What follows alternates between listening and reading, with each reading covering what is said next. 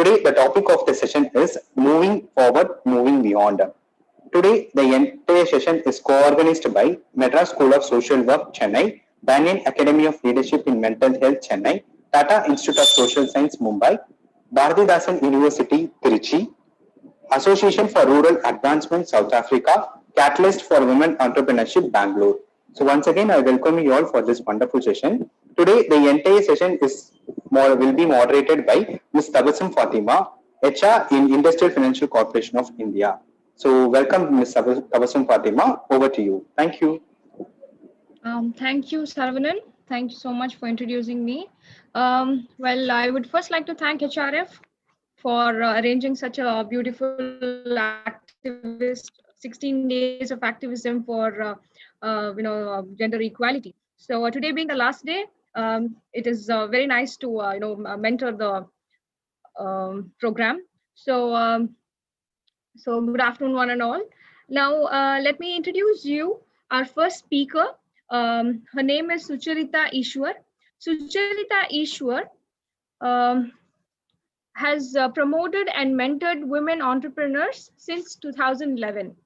She is the founder of Catalyst for Women Entrepreneurship, CWE, a comprehensive platform enabling women to start up and scale up their enterprises.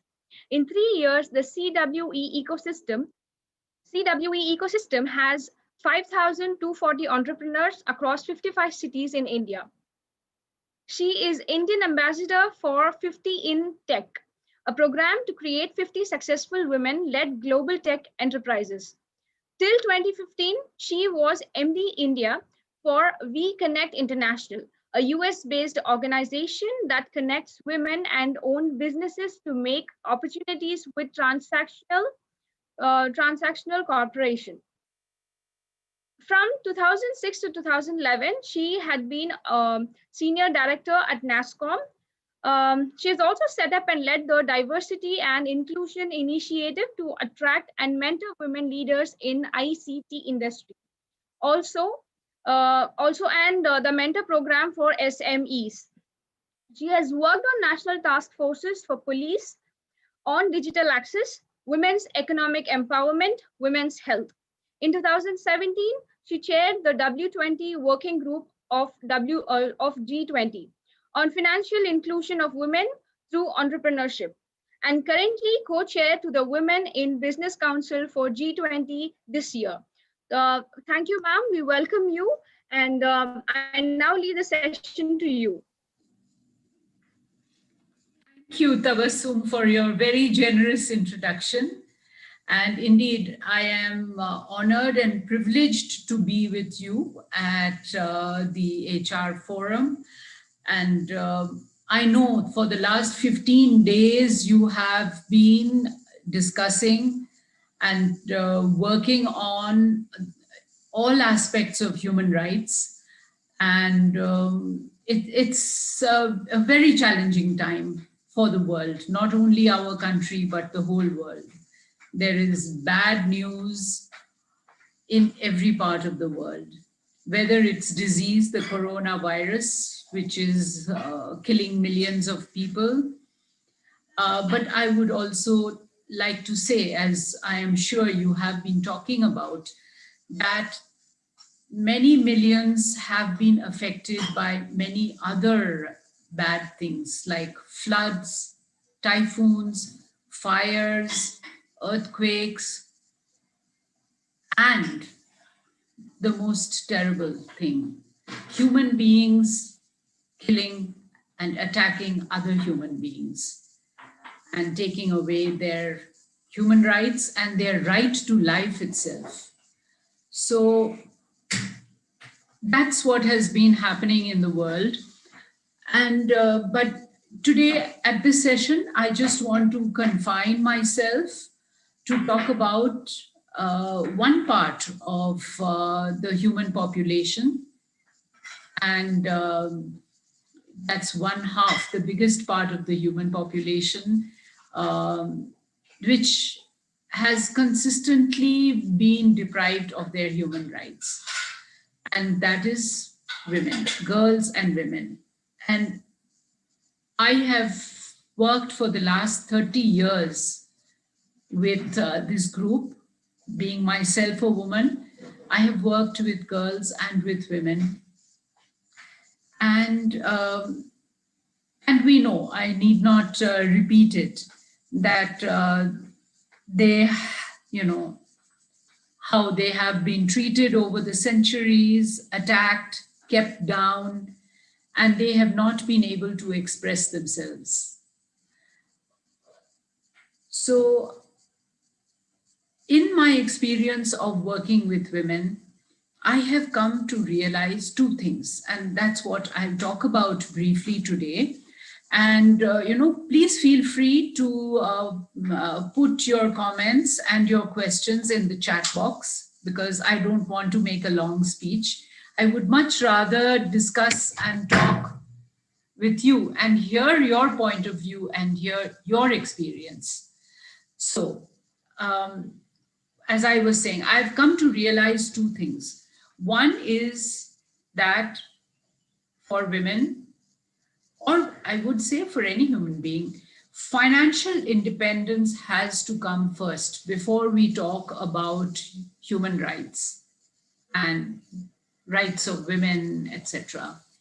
I think financial independence and their right to financial autonomy is the bottom line before they can stand up for themselves, ask for their rights, ask for their independence.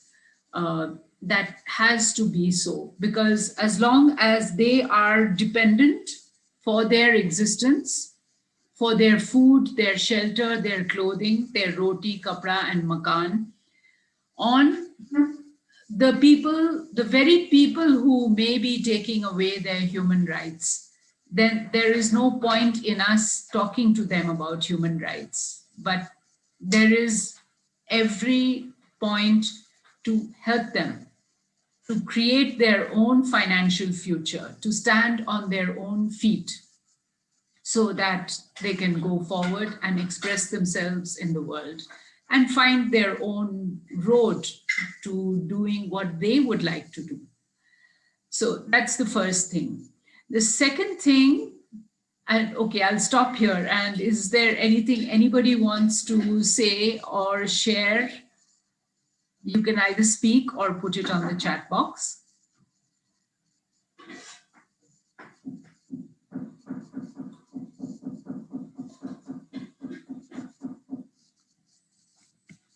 Okay, so maybe later. So the second thing which I have come to realize is that nobody is going to hand us our independence and our human rights on a plate, on a tray. So that this is something that we ourselves as women and as mothers, as sisters, have to realize, and we ourselves have to stand up. And we ourselves have to put up our hand and say, hey, this is what I want. I want, like, I used to have this argument with my mother when I was young. My brothers would go out to play and they could come back at any time at home, to home. But I was told, you have to come back before it gets dark. And when I asked my mother, why my brothers are going out and you're not telling them that, why are you telling me that I have to come home before it gets dark? And what she said was, they are boys and you are a girl. So that was the experience which I grew up with and which made me start questioning. So what is the difference between them and me, that they can do this and I can't do that? And, you know, my mother may have done it with the best of intentions to protect me. But as I grew older, I realized that I need to learn to protect myself so that I don't have to depend on someone else for my protection, for my subsistence, for my existence, for food, shelter, whatever. And that's what I need to go out and do for myself.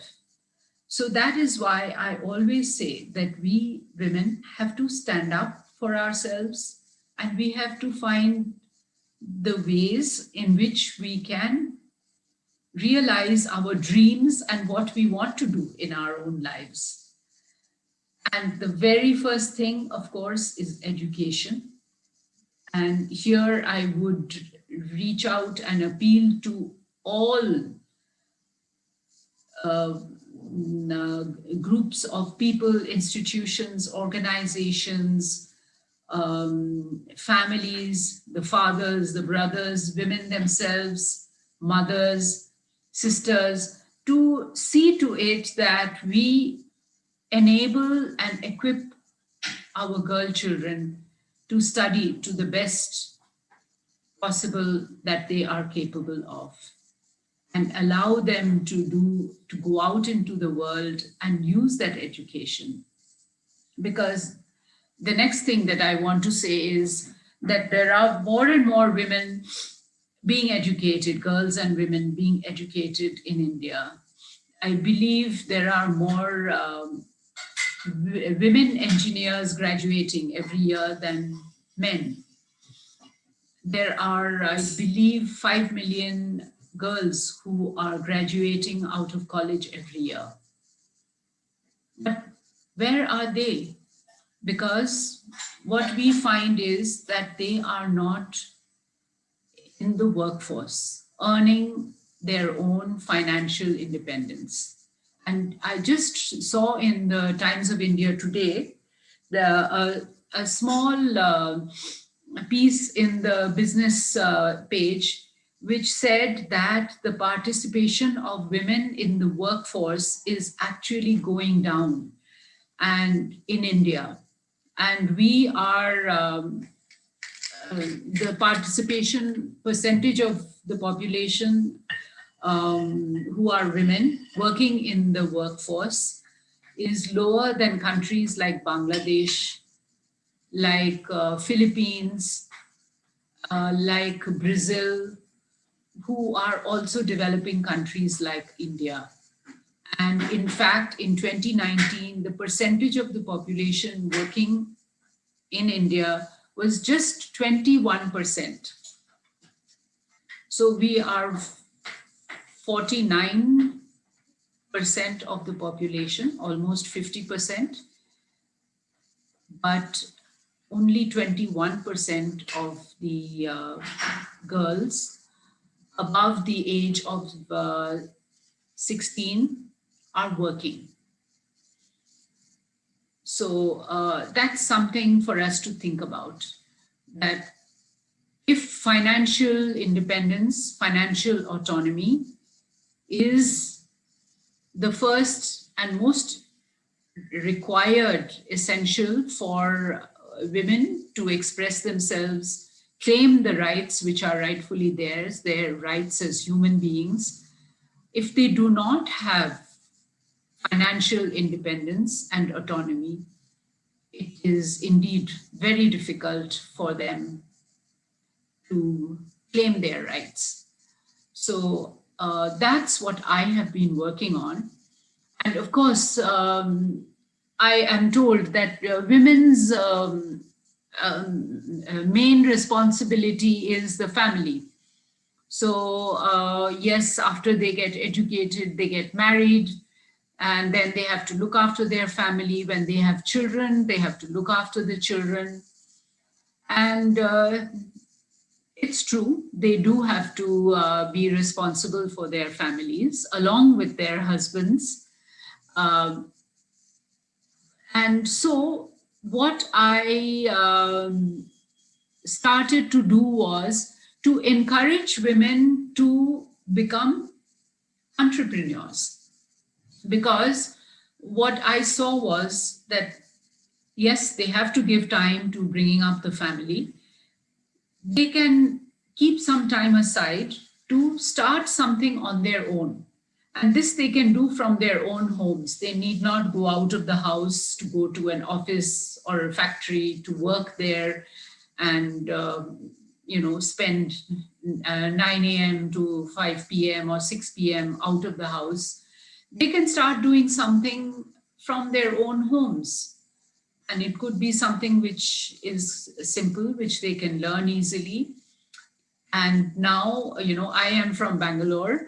And what I see is a lot of women who are there at home they have now become what they call home chefs. So they are cooking the food that they know how to make, and especially home food, which people like. And they are, letting it be known that this food is available today and you can have it picked up from my house. And that's the way they are able to earn an income and be independent. And they decide then what they want to do with their own lives, because they don't need to ask permission if they want to go out and do something with their friends or buy something for themselves and their children. They don't have to put their hand out and ask the father, the husband, the brother for money.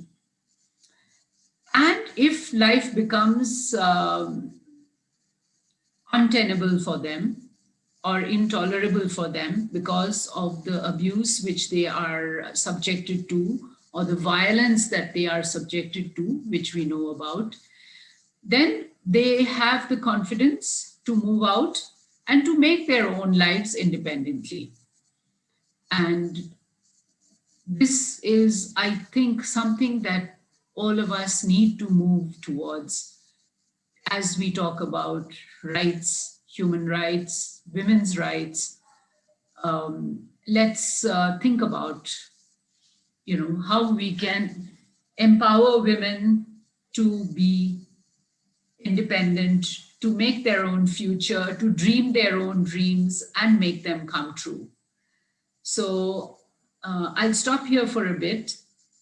Love to hear from the other participants. What do you think about what I said? Tabassum, is there something you would like to add or say? I totally agree with you. Like once the lady or a girl is financially independent, I think half of her stress is actually reduced. So the more the independent you are like less disrespected, you are a little less abused, or maybe sometimes it can be the other way around. Maybe you will also get somebody who's actually understanding you even better. So these kind of things, what you had actually spoken is something which you have spoken the hearts of the women basically. So this is something which is the need of the hour, and everybody should understand that and start working towards that. Thank you, Tabassum. And would you agree that, the point which I made, the second point, that the way for that to happen is by ourselves? We don't Right, ma'am. to wait for somebody else to give us that, right? Exactly. So you need to stand for yourself. If not you, who else would do that? So you have to be there for yourself. And once you get the confidence that, yes, I'm enough and I'm more than sufficient for me, nobody else can stop you from being what you want to. So these are the points which what you had spoken is something which is very important, and I hope everybody understands that and works towards that. So it was really amazing to hear those points from you.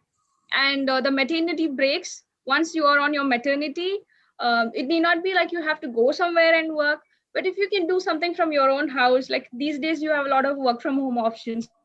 So once you get to do all these things, and I'm sure little bit of time you can still allocate for yourself despite of having kids, and it is a major responsibility once it comes to having child. But despite of all those things, and if you are able to do it, then I think one should go for it. Yeah. And really, if you want to do it, you will be able to make it possible to do also. You know, Right. I work with women who are entrepreneurs or want to become entrepreneurs, who want to set up their own businesses. And well, I have seen so many of them start off in a small way from home, and then they grow, they're so successful, they grow their businesses, and then they set up their workshops or factories or offices outside, and they find the way to look after home and family perfectly. Right. uh, you know, many of them have also, you know, not just done local business, they have gone global. That is what our Catalyst for Women entrepreneurship platform does. We help them to start up, we train them with the skills they need for business. That is how to create a business plan, how to create a marketing plan and a sales strategy, how to build a team and keep them together, and how to go to market, find partners, find customers, how to communicate, how to make a business pitch, as we call it. When you go and meet, either if you, supposing you go to the bank or you are meeting a customer, how do you present yourself and your business? So that is what we do, and we find women are amazing. They pick up these skills so fast, and many of them have really grown their business. They have, you know, gone global. They have set up global businesses. So, and it doesn't mean that they have neglected the family. They have enrolled their husbands, their families. They've put in place support structures to see that the family, the children, the home, everything is taken care of. And they have gone on to express themselves and follow their dream. So Right, exactly. That's really what I wanted to share with all of you today. If there is anything anyone else would like to ask or share, happy to hear that. We have one on a chat box. Yes. Isn't it interesting, though, Laurel. that women still have to take care of those domestic and childcare responsibilities first?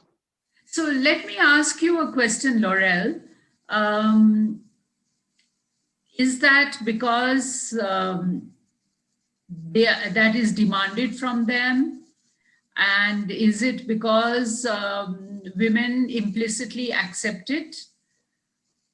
Because, when Tabassum introduced me, she said I used to work with the IT Industry Association, NASCOM. And I would go to speak with the women who are software engineers working in companies like IBM.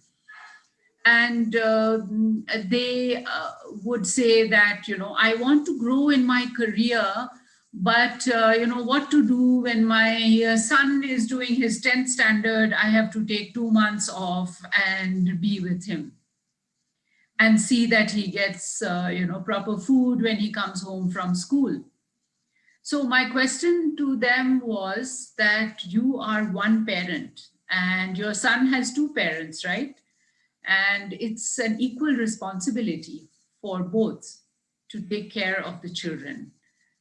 And we are lucky in India, we often have our parents, the grandparents also close by, if not living with us. We also have support structures like good household help, and in the large cities at least, there is also good childcare facilities, which many companies also provide.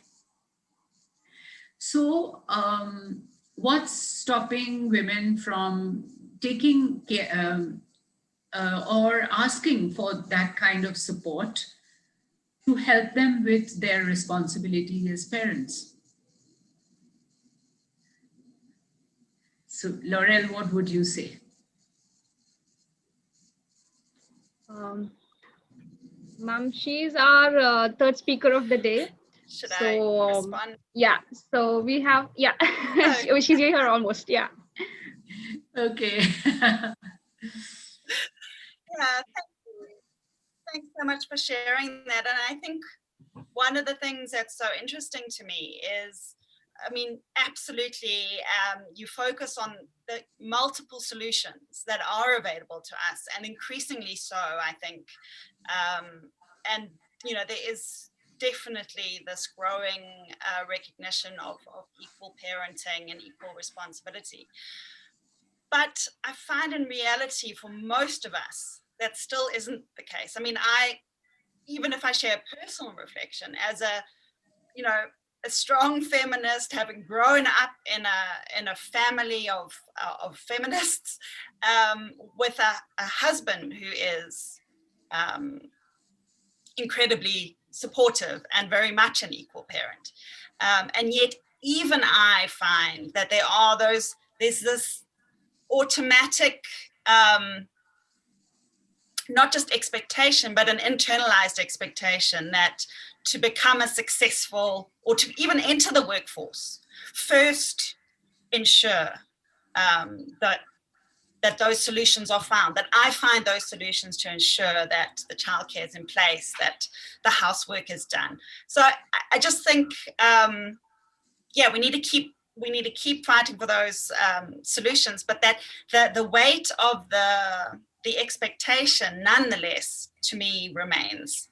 So yeah. Anyway, thank you for that. I agree with you, and that you know, that it's up to us really to stand up for what we believe in. So the first thing is to become aware that I am not the sole caregiver, and there are others whose help I need to take, and then go out and find the solutions.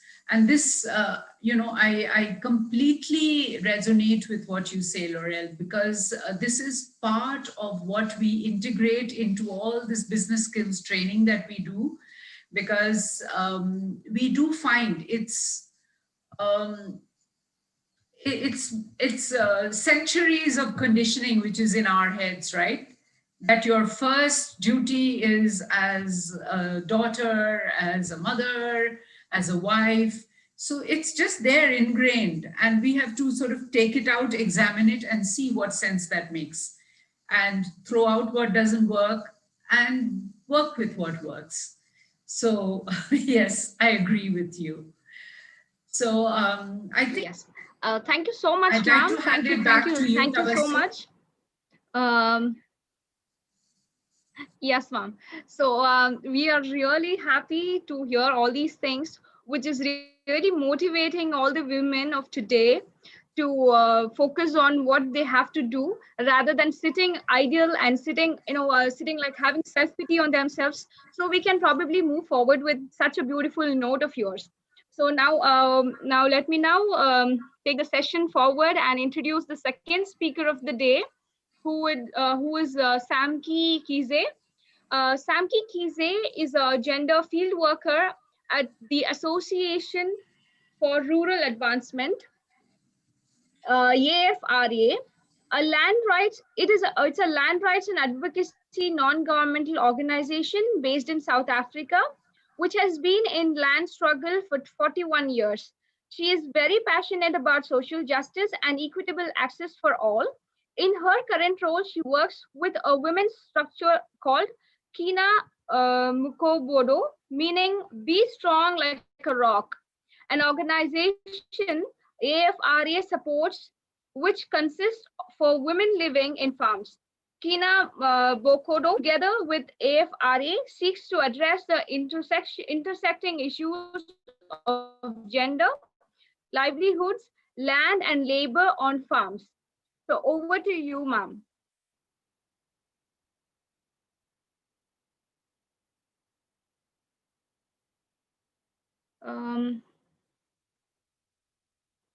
Are you there?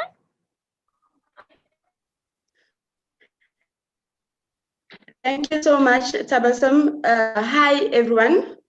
As she has introduced me, my name is Samge Mkhize. Thank you so much to the previous speaker for sharing her thoughts and insight on how we can elevate a girl child and a woman in terms of empowerment and independency. Thank you so much for that intro. My name is Samge, she's mentioned, and I'm a gender field worker at AFRA, which is the Association for Rural Advancement in South Africa. I have a presentation that I had prepared. Would I like to share it? Am I able to share my screen? Yes, ma'am. Okay.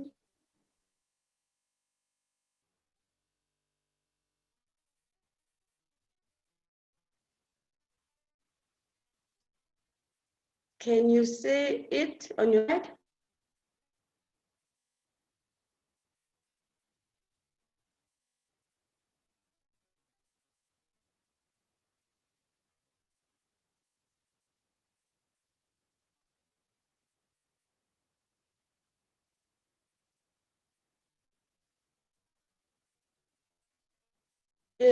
Is it on the side?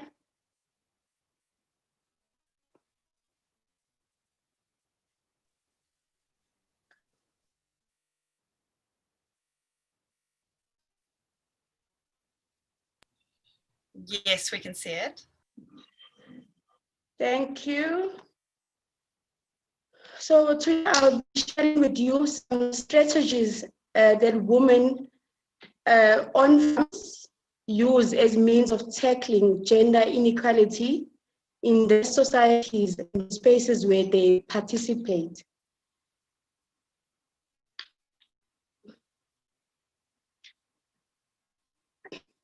On the second slide, it's just what I'll be trying to cover for today. So in the few minutes that I'm given, I'll briefly just talk about the organization, community partners that we work with and we support in South Africa. I will share how some community partners have organized themselves. I'll also look at a contextual analysis of gender and on the factors that contribute to violence on farms. I'll also I will share a responsible strategy that is used by the structure, which is called Tunambokoto. I'll also share how AFRA addresses the challenges that are faced at a grassroots level by the women we work with in the communities. So the Association for Rural Advancement is a land rights advocacy NGO that works to support marginalized people living on farms, which are commercial farms in South Africa. In the province of KwaZulu-Natal, which is KZN in short, the particulars on the district. For the past 40 years, AFRA has promoted land rights and agrarian reform with the objective of redressing past injustices and improving quality of life and livelihoods of rural marginalized people. So AFRA's approach is a multifaceted, includes proactively responding in a strategic manner that contributes to securing rights, providing access to services for people living on farms, and to a gender equitable society in the immediate and long term. So the organization's interventions include community awarenesses, empowerment, research and policy, advocacy, impact litigation, stakeholder engagement, and civil society partnership and collaborations. So when we talk about AFRA's constituencies, who are we talking about? We're talking about farm dwellers. Farm dwellers are a diverse group who live on land owned by another party. They are families working on the farm, outside the farm, and unemployed.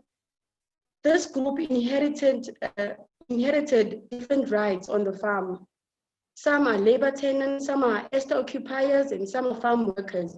So farm dwellers live fresh lives on farms because there's unequal power relations, there's a high risk of social exclusion where their rights and human rights, to be specific, are denied, and debt in particular keeps them in poverty. So within this disadvantaged group that I've just mentioned, women are victims of social ills that manifest in these farms, and they are contributing factors to their marginalization.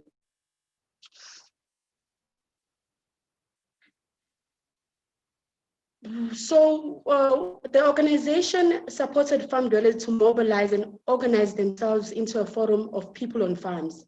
So we have the initial structure, which is called Siangob Rural Transformation Forum. It means in English, we will con. So it is a structure consisting of farm dwellers founded by both, and after has put Siangoba at the center of the work it does in pursuit of a vision for inclusive society. The growing concern for Afra and women within Siangoba is that women on farms experience violence and abuse on a daily basis.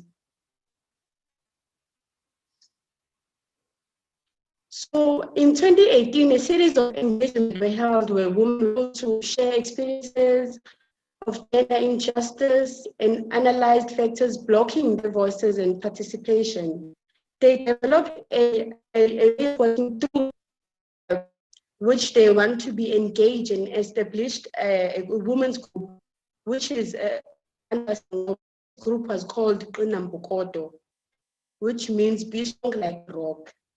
So Qinambokodo women have led processes of mobilizing and organizing in the areas, initiated process of conscientizing women and men as well on farms about their gender injustices, and secured support from men within Siangoba on gender injustices. And they have developed a documentary that they've used, they've experienced on farms, and this is a tool they use for raising awareness. I'll be sharing 3 links which shows the documents, because they've done three documents in the last 3 years. So as they've gained support, they've also, since they have got from the men as well, there was a very a huge take that men must also be involved, and hence there was a group for men, which is called Kulumando Dasikuzwe. In English, it means men speak up so we can hear you. So these 2 structures because we wanted all these gender issues to be discussed in collaborative spaces, but also in different spaces, because as time they need to engage in separate levels, but also be in an environment where they could together have dialogues as men and women on these issues that are coming up. So we all learned to making homes and raising families, growing food, and it's the base from where farm dwellers work. So these insecure land rights undermine women's identity. It undermines their dignity, their well-being, and mostly their autonomy. So this diagram gives you an idea of the issues that confront women on farms. Accepting that the origin of gender inequality cannot be attributed to a single factor, 2 causes are identified on farm dweller perspective. The first one is structural violence, is informed by apartheid and history of a perspective where there's oppression and dispossession. This is a hierarchy where we mentioned landowners, people who own the land, they predominantly white males on farms, the managers, which are often males as well, the head of the household where women live. So you find that the issues such as high level of stress, homelessness, displacement, extreme poverty, economic marginalization, inadequate access to land and production, and lastly, they just all these things they entrench and form this cycle of violation trauma become more visible, especially for women. So in short, the violence costs society and the economy. And here we're trying to get this link in terms of how can we dismantle this situation as it is.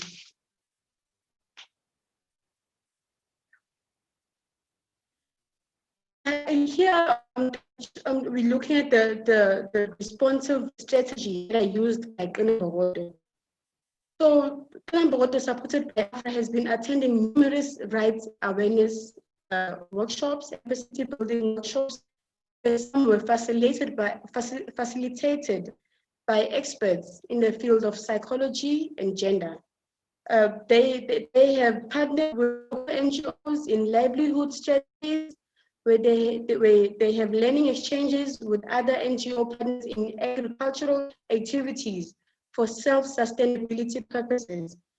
As well, there was a recent collaboration with one of the country's leading NGO, which consists of, which assist victims of abuse with social support, and it's different platforms, and assist men and women as well. So there was a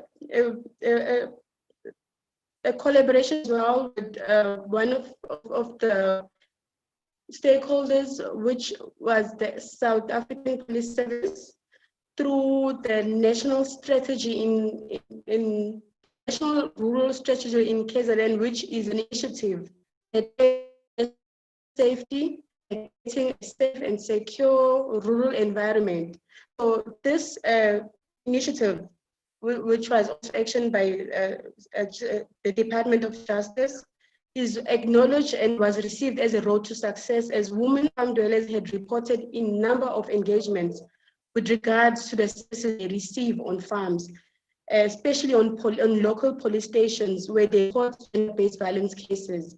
So they normally feedback that officials don't take them seriously when they report these violations. Often they'll give them advice, then they'll advise them to reconsider the case or settle the dispute outside the police station, and which doesn't help the woman with that regard, because they need the support and they can't go back to the person who's victimized them.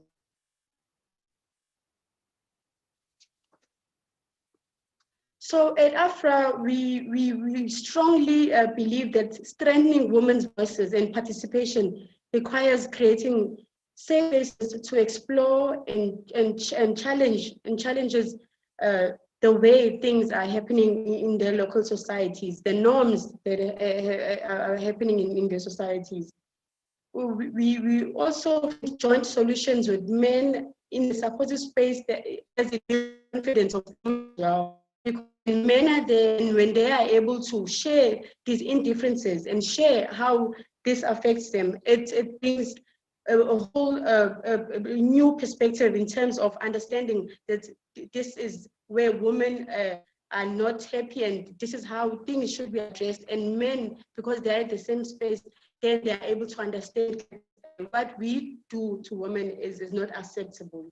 So when we work with men, especially from Siangoba and Kulumando, we try to explore the issues raised for in a holistic way. So we just hope that this increasingly amplifies the voices and perspectives of women, and they're able to even explore viable livelihood options.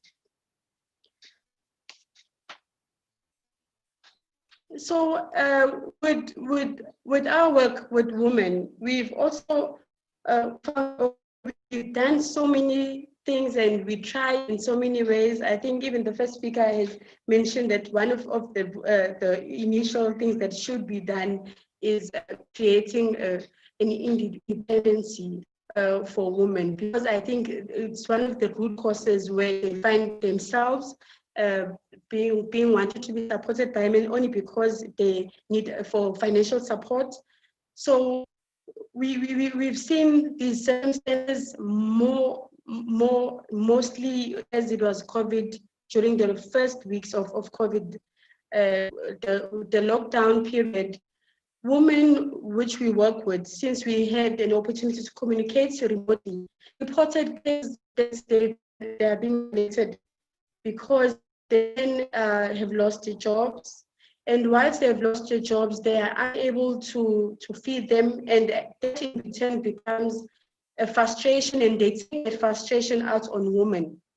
So you find that they're living with these perpetrators and they are unable to run away from that instances, because the rules of the lockdown was that you are not able to go out to stay at home. That really affected women, and it had a huge impact in their safety. So gender-based violence has reached undeniably alarming levels in South Africa, and this has been exacerbated by the coronavirus pandemic. As women and fellow South Africans, we still have a long way to go in terms of deconstructing it, in terms of demolishing it, and in dismantling all the systems and norms that extend the factors leading to gender-based violence. It requires commitment from all stakeholders, including government itself, including civil societies and other citizens, because violence against women is a men's problem as well. So let us be more inclusive in our approaches and call in the college specifically for a collective response. And we should be very clear that it's not just a women's issue, but we should always try to bring men in the space. Today, I've brought the lady, one lady from Bogoto, as I've been talking a lot about Bogoto. Her name is Nike Mkhize. She will just introduce herself and share her perspective in terms of what happens on farm in relation to gender-based violence. And I'd just like to give her 5 minutes, because I see that we still have time, I think. Can I give Uniyet 5 minutes to introduce herself and share her views as well? Thank you.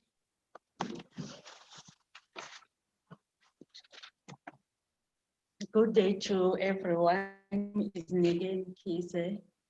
I'm also in the Nambogoto, a group of women who's trying to dismantle this GBV thing.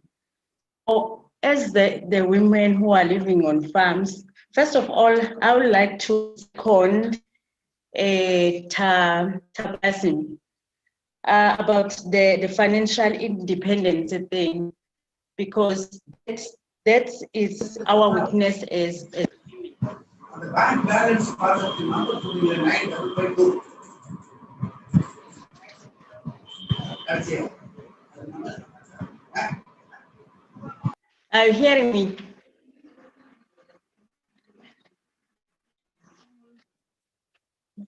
Okay, that is our weakness as women, because even if we do abused by the men, but we are still going to stay in that relationship or in that marriage or in that household because you don't have food, you don't have money to feed your children. So the independence, it's one thing that can just help us to go through or to go out in this gender-based violence thing. And in farms, okay, and also in this patriarchy thing that you were saying about your mother not allowing you to go out late at night, but the boys, they do. It's the thing that we're also fighting in our families nowadays, because it still exists. We still have to grow our children with that thing also. And we are trying so hard to teach the women on farms about independence and the entrepreneur that we started at home, growing vegetables, and we are dealing with that now. Even our government is so assisting so much in agriculture about learning to. Ma'am, I'm sorry to interrupt. I'm sorry to interrupt. It's a gentle reminder that you have 3 minutes left. Oh, okay, it's fine. I won't be long. And also in our workplace as well, we still have that oppressive of a man trying to empower over women. So yeah, we are struggling so much in farms and women. And in Kinambogodo, we are on our way trying to teach women. As Samge said, there are three videos that will give you the links to show you how much are we far off trying to dismantle this gender-based violence thing. Thank you very much. Thank you.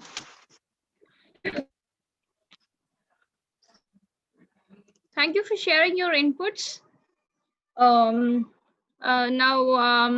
would now like to introduce our third speaker of the day, Laurel Otel. Laurel is the Director of Association for Rural Advancement.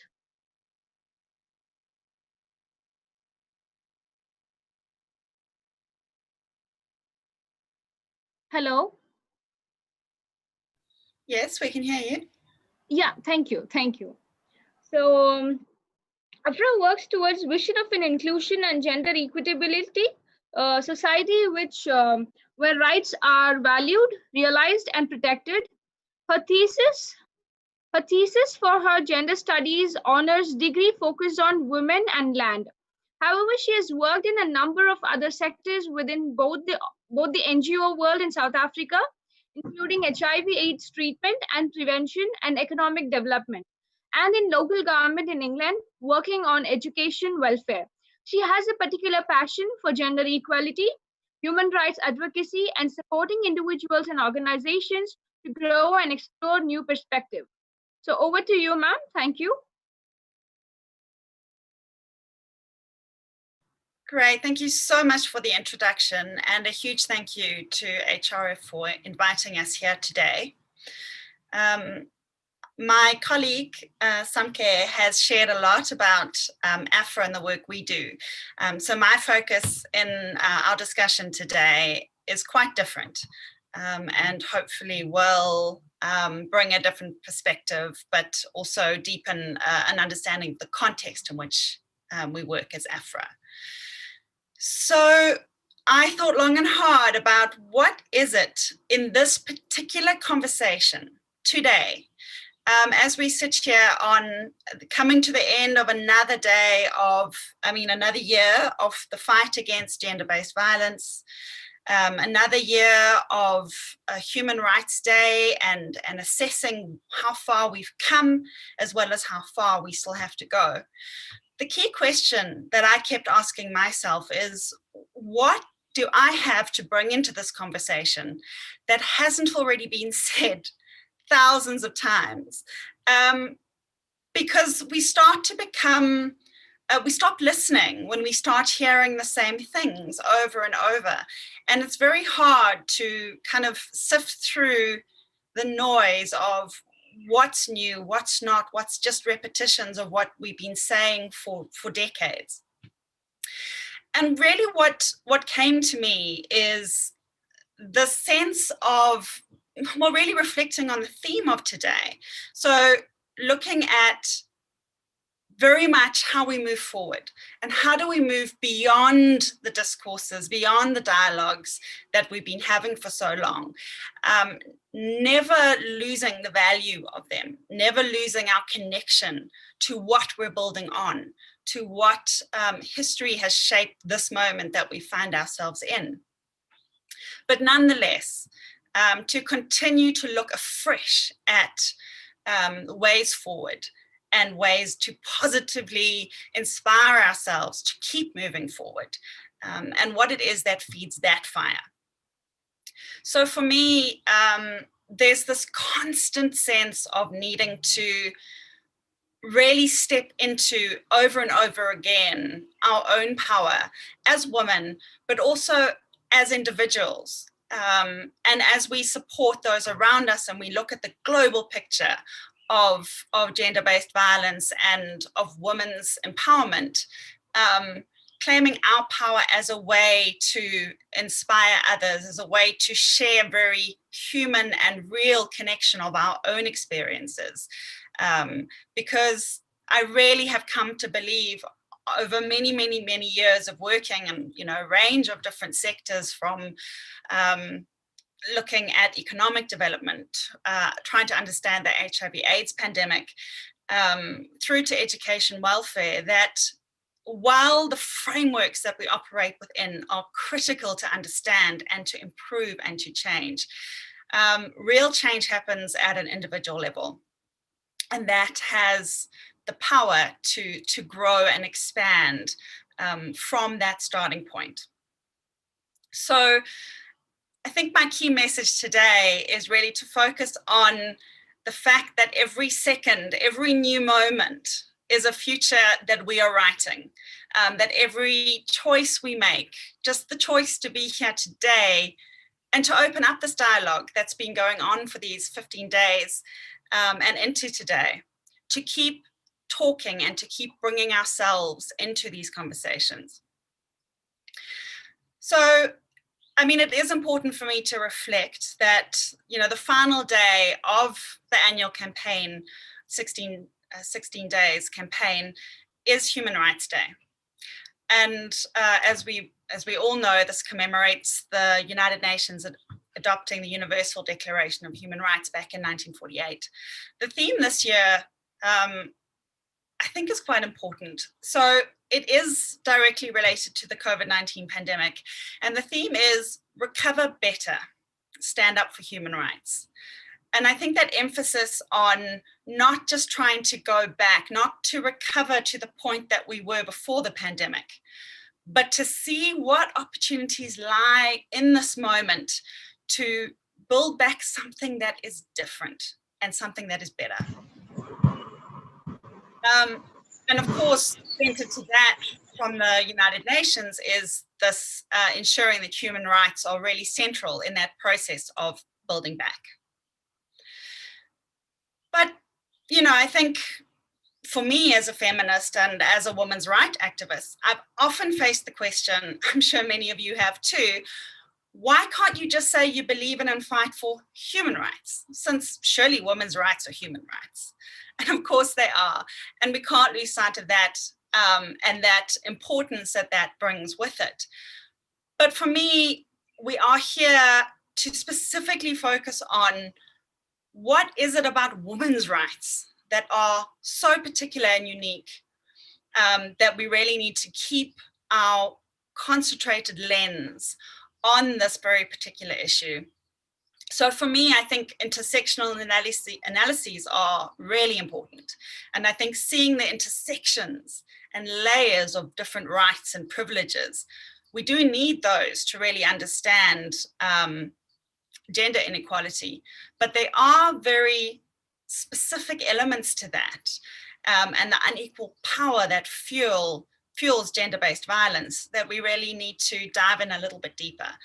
And if we allow ourselves to dilute our focus onto the bigger picture of human rights, we often don't find quite the right solutions to very specific problems. And one of my favorite authors, Chimamanda Ngozi Adichie, had a beautiful quote where she was talking about that it's just not honest to pretend that it was not women who have for centuries been excluded. It would be a way of denying that the problem of gender targets women. I do also want to acknowledge briefly that I am speaking from a particular context, as we all are, and my context, both as a woman, but also as a part of the Association for Rural Advancement, is grounded here in South Africa. So we exist in this national context as well as the global context. We're very famous in South Africa for having an extremely progressive democratic constitution, which we're all very proud of, as well as a legislative framework that's aimed at giving it effect. So we have a Domestic Violence Act from 1998, a Sexual Offences Act from 2007. We're also signatory to a number of international treaties on gender-based violence. And yet still we have grown to have the world's highest inequality index, and we're estimated to have one of the highest rates of gender-based violence in the world, including rape and domestic violence. So having the right framework, having the right laws is only one part of the picture. And I think we're all focused on what is the difference that we can make as individuals, as organizations, with so many arrays of options in front of us in terms of, you know, how much of our life's work do we want to dedicate to improving the legal frameworks that at a national level can have enormous impact and can be used all throughout our countries and indeed as international best practice. And yet, what are the changes that we can make at a very personal and local level that can take that bigger context and make it real? I want to just touch in again on this theme of building back better. I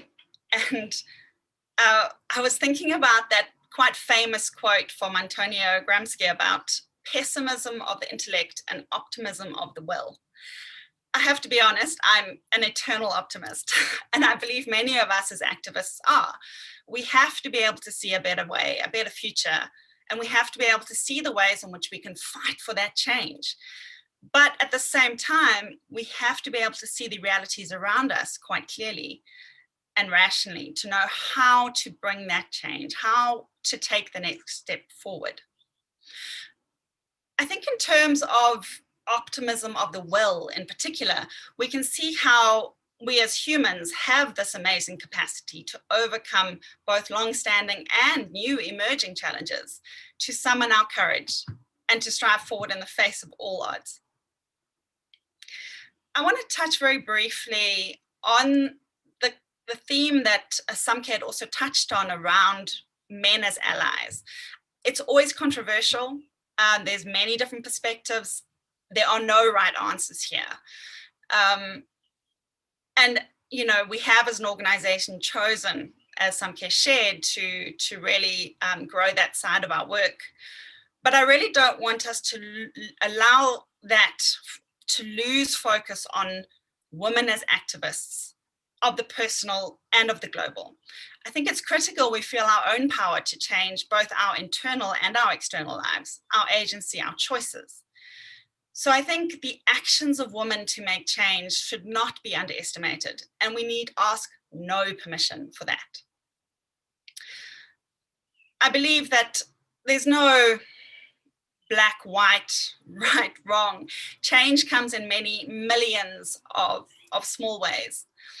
And one of the things that I grapple with is also how we can use our own and other people's privilege to bring about change. And one of the examples of how men as allies can use their privilege is in terms of their access to other men in ways that women don't often have. And I want to share very quickly a story from a woman I met recently here in South Africa, who said to me, she's also works at an NGO.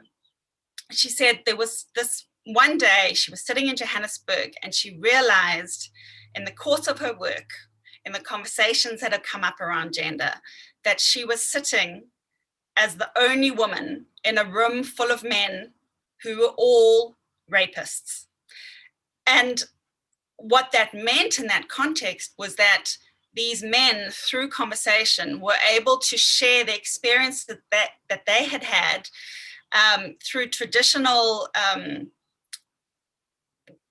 initiation rituals, where what their culture had understood at that time, or interpreted at that time, the moving into manhood, was that they had to take a woman of another tribe, or to rape a woman from another village.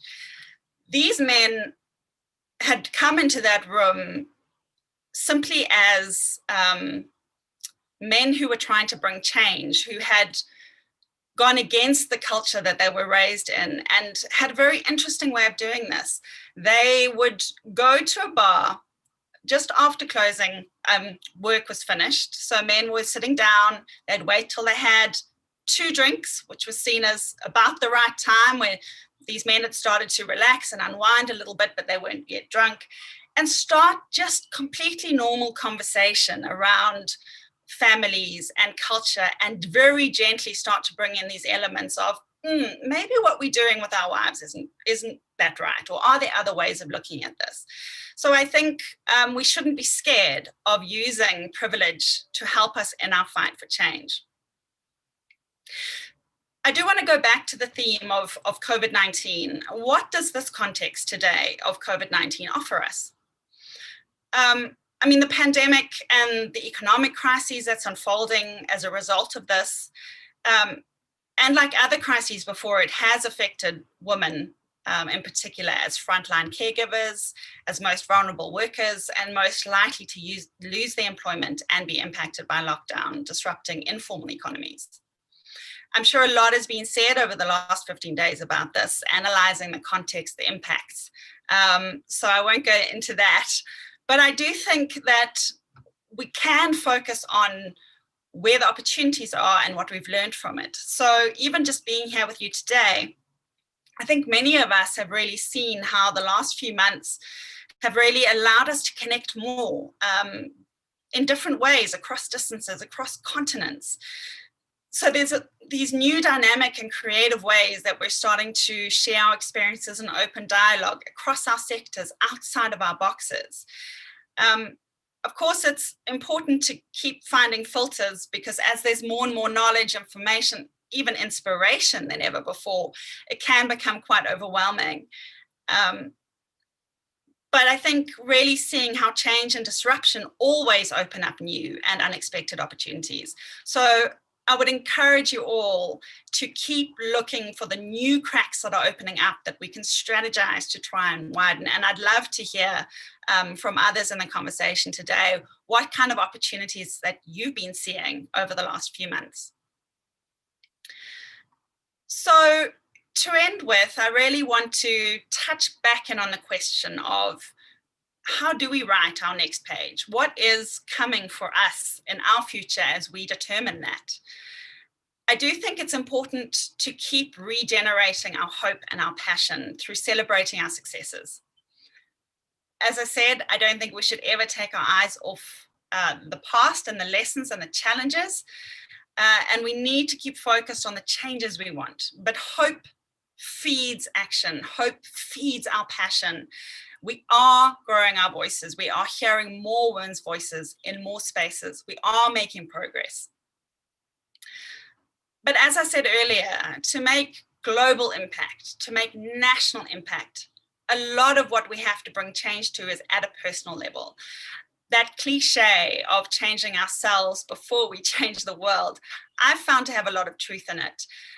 When as AFRA, we started working a lot more directly around gender and engaging with Tina and hearing the violence that was happening on farms, I found myself needing to go into therapy to unpack all that was being triggered for me from my own past around sexual violence. And it was a deeply personal journey that I found at that moment I needed to go through to come back into finding my own power and finding myself in a way that I could take that work forward, that I could engage with it with an open heart. So I think there are these journeys for each of us, and journeys that we can support each other through. I do think that those of us who are privileged we are all privileged in different ways, but you know, when I look at myself, I look at my race, I look at my education, I look at my employment. And I've been challenged quite hard recently to stop apologizing for my privilege and keep on focusing on how to use it to support change in unique ways. We all see the challenges. They are overwhelming, but we really can't give up. I'm often inspired by strong women, by women who have just followed their own passion, followed their skills, followed their desires, regardless of what century they lived in, regardless of what circumstances they're in. And I think it was Maya Angelou who said that each time a woman stands up for herself, possibly quite often without even knowing it and without claiming it, she stands up for all women. And I think that's an inspiration for all of us as we look at how we move forward. What is the change that we can contribute and bring? To also remember that what we do makes a difference, whether we know it or not. Every choice we make, every action we take is bringing ripples into the world. We are writing the story of our lives, however cliched that is. We have the power to choose.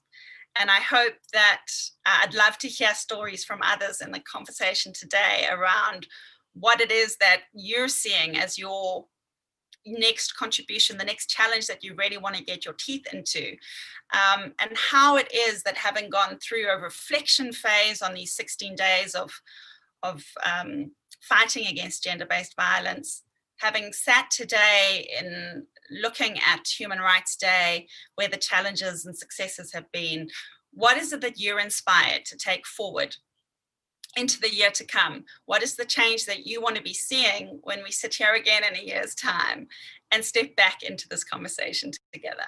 Thank you.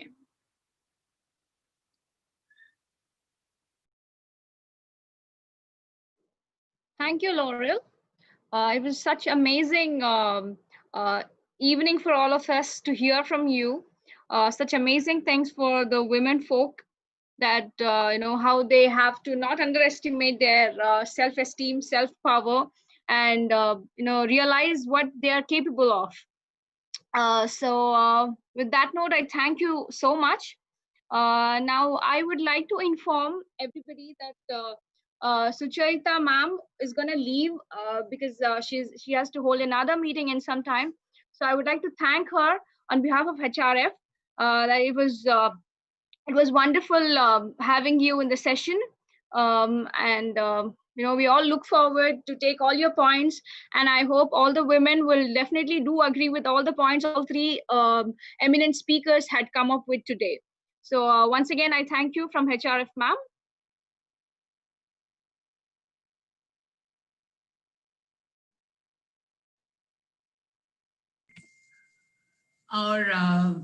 Both our inspirational speakers, Samke and Laurel.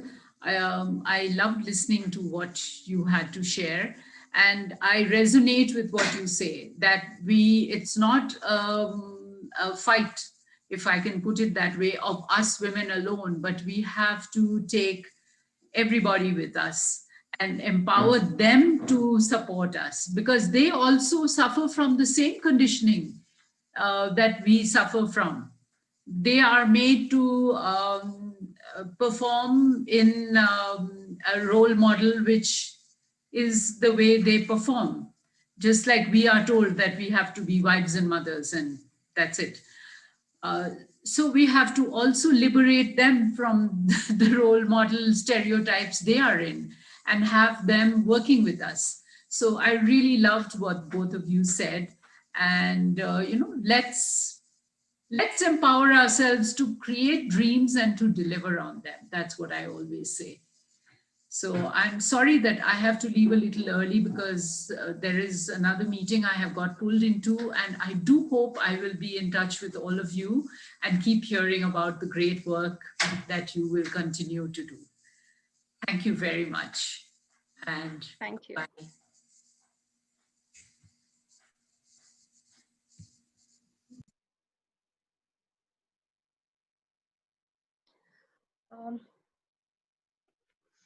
Now, moving on, let me now summarize the speakers and their talks. Now, first, our ma'am Sucharita, what she had spoken to us was how the natural calamities, the natural disasters affect all of us. But beyond all these things, there's one more point which actually hurts everybody, and that's humans attacking humans. So that's something which is very heartbreaking. Then ma'am actually had spoken about two major points where she has mentioned the first thing is being financially independent, like how it really matters for an individual to be financially independent, and what can be the problems when she becomes dependent on the immediate family or immediate surrounding, when they themselves are not able to take care of her rights, when they are violating her rights. So it's better for any human to be on their own feet. So that's number one, what she had mentioned. So which nobody would say no towards that. So the second one is nobody would come and serve you your freedom and your individuality. So all you have to do is do it by yourself. So, and in order to achieve these things, the most important thing towards that is your education. Education plays an important role to anybody who wants to be educated. It has to be like an atmosphere where everybody around you supports you. So that's something very important, where your family, your peers, everybody helps you towards education. And it is also very sad hearing that there are only 21% of women working force, whereas we represent 49% of Indian population. So where are the other women who graduate every year? 5 million girls graduate every year, but where are the real girls who work after their studies? So that's something what we have to think about. And with that, ma'am had actually left us with one more point saying maternity cannot be a barrier for you from your growth. So even during maternity breaks, despite of taking care of your children, it is a difficult stage for any woman, but what comes with ease is not is not really worth it. So once you strive towards something hard, you get it, you achieve it, there you stand. So we really thank ma'am for her such wonderful talk. And the next speaker we had was Samki. Samki had actually told us about her organization, the beautiful work done by the organization, how it helps the people in in the agrarian field, what are the problems they face, like the discrimination, how they are not being involved in the society. So there's some kind of a social distancing from them, which doesn't provide them good education, be it the violence they face over there, and the employment problems they have, due to which they get into debt, and they are unable to repay them, which always keeps them in the below poverty line. So Afra works for such kind of people to help them and make their lives better. So it was really nice to hear from her what are her achievements, how they have helped a lot of people in making their lives a better one. So next we had our Laurel, ma'am, who had spoken to us about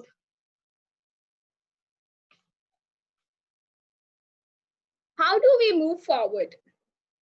How do we move forward without losing the connect of what we want?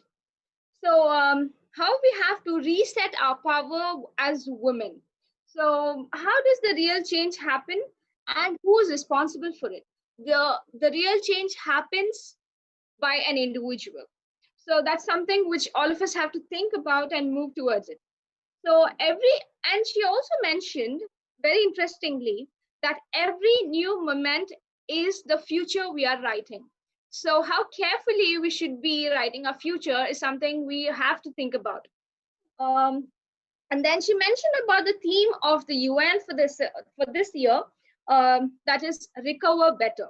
So recover better is not just to get back to what you were, but to get to a level which is really excelling.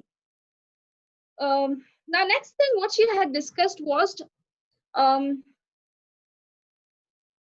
highest rate of gender-based violence and stereotypes despite of such amazing rules and regulations in her country. So no matter what, how the gender-based violence and what are the steps we are taking towards that, how patriarchy plays a major role, in such countries where there are stringent rules and regulations. So that's something what we have to consider as the need of the hour, because we need to know what is the level of awareness people have. Next is being optimist. So everybody would want to be optimist. So being an optimist is like, being an optimist yet being in the reality is what ma'am had told us. Actions of the women to change something cannot be underestimated. So with that note, I would like to start. I would like to first thank the speakers, and now I would like to open the floor for question and answer session. Now, participants can unmute themselves while asking questions, or they can write their questions on the chat box, and then the answers will be given to them by our eminent speakers.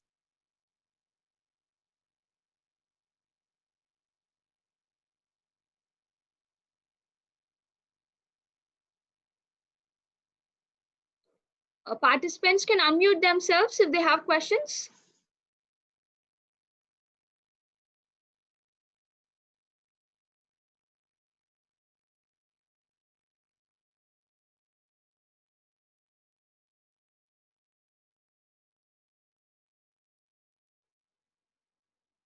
All right, Miss Laurel.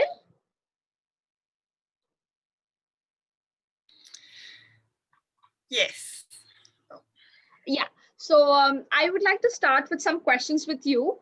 So my question to you would be like, across world, how do you see women from different countries as such, because each country has their own history and the way the brought up they face and things like that, some kind of psychological level, if you see, each one has got a different way of approaching things. So under which, how do you say that which place probably needs more of awareness, and how do we do that?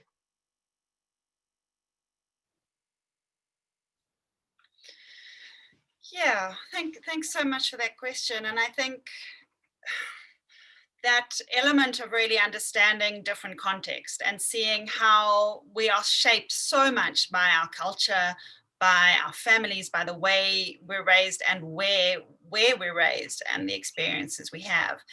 And that does lead to us having very different approaches, very different viewpoints, very different senses of who we are as individuals and as women, as members of society. I think what always fascinates me is that the different ways in which we need to, or we can, both connect with certain levels of universality. And I think of things like certain elements such as self-worth, even though it's shaped differently in different countries, different cultures. So it's such a fundamental challenge that many of us, not just women, I agree very much that men have their own very real challenges in terms of how they're socialized. But it fascinates me that there are these key elements of things like self-worth that dictate to a large extent of how we feel able to actualize ourselves in the world, but also in our culture. And this can connect us through completely different contexts, and being able to connect on that level can bring massive shifts in what we're then able to read into our own context, and therefore make decisions around what we might need to change.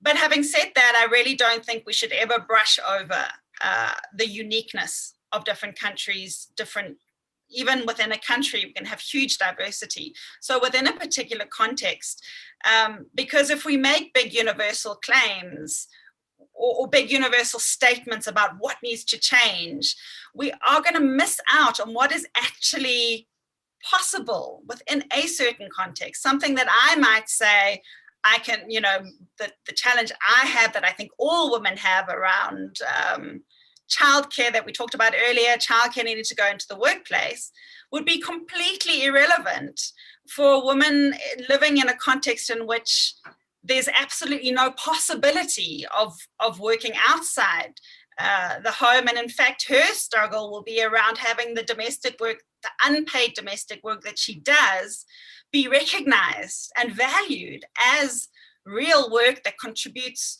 to how our economies even function. So I think it's always interesting for me to see this balance of where we can connect on universality, where we can activate change, where we can, across different contexts, make shifts for women, make shifts in how men perceive women, talking around things like human rights and how that conversation has changed things globally, and yet not losing that focus of how that is interpreted in each particular context has to be adapted locally to make real impact. All right, that was nice to know that, ma'am. So any other questions from our participants?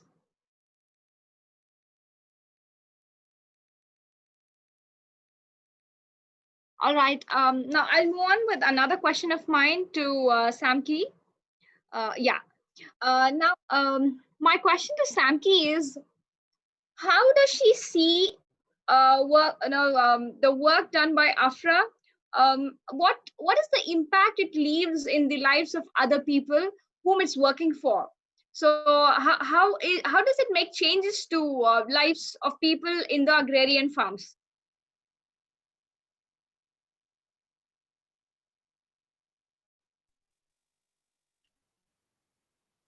Thank you, Tabassum, for Samki? that question. Yeah. Yes. Okay, I just wanted to for the check if I question. was audible to you. Yes, you are. Yeah, thank you. Okay. In terms of if I do see the impact that the organization, which is AFRA, has on community partners, communities that we work with, I greatly feel it does, because firstly, I'm very passionate when it comes to gender-related issues. So AFRA's strategy in terms of working with women, not just to show them or tell them what needs to be done or how they could fix any issues that they come across, but because they are able to make these spaces for them, conscientize them, going into dialogues with them, because I think one of the challenges and the work that has been really dominating today was also the patriarchy. So we come in different societies where we know the system of patriarchy, we know there's the norms that we follow with the cultures that we believe in, and most of these norms are perpetuating this system of power where men are given that expectation that they have to be more powerful than women. So when comes and provide this platform for women to first have self-awareness that as a woman, this is what's happening and this is how it feels to me. It takes its toll on this way. I'm able to do this because I have been expected to act in a certain way or do a certain thing as a woman. Now I should do something that benefits me, that is in line with what I believe, that is in line with what I want. Because these things are really motivated by the expectations in society. So it's a great pleasure to be part of AFRA. In fact, I think the growth and the passion grew even more in terms of this gender project that AFRA leads on with the community members. And just to go back a bit further, I think it's particular with farm dwellers, because we're talking about a society that is very excluded, a society that's so marginalized, that in such a way that you wouldn't believe that there's still things like this happening in our societies, things like this happening in our democratic society. And AFRA enables the women on farms to be able to bring those voices and be able to even participate in such a way that they're able to articulate that this is what we women on farms want, and this is the change we want for ourselves. Thank you so much. Thank you so much. Thank you so much for your answer.